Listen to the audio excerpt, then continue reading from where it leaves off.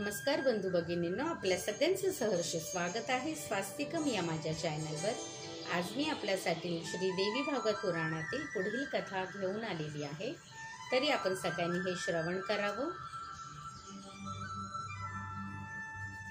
तुलसी स्तव।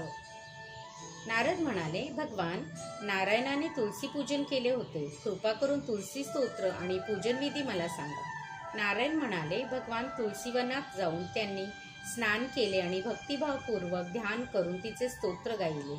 लक्ष्मी अर्थात श्री, माया अर्थात ही, कामबीज क्लीन आणि वाणीबीज ऐन हे उच्चार करून पुढे वृंदावन्य स्वाहा या मंत्रासह विधीपूर्वक पूजा करणाऱ्यास सिद्धी प्राप्त होतात। हा मंत्रराज कल्पतरू आहे। तेव्हा प्रसन्न होऊन ती चरणापाशी शरण आली।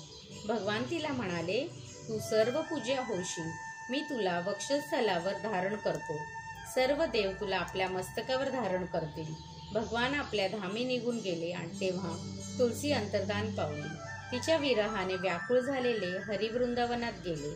ते म्हणाले, वृंदारूपाने एकत्रित वृक्षांना ज्ञानीजन वृंदा म्हणतात, अशा त्या वृंदेला मी भजतो, पूजितो।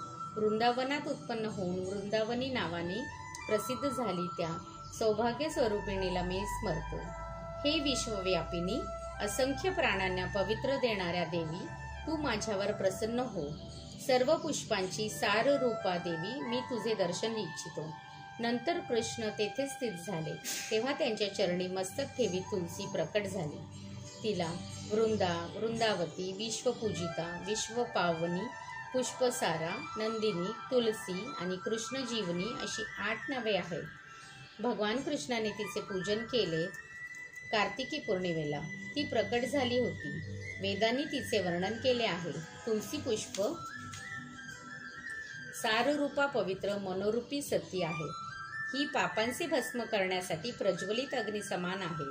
हा पूजन विधी कण्व शाखोक्त आहे। श्रीदेवी पर्णमस्तु, शुभं भवतु, शुभं भवतु, शुभं भवतु। ओम नमश्च चंडिकाय, ओम नमश्च चंडिकाय।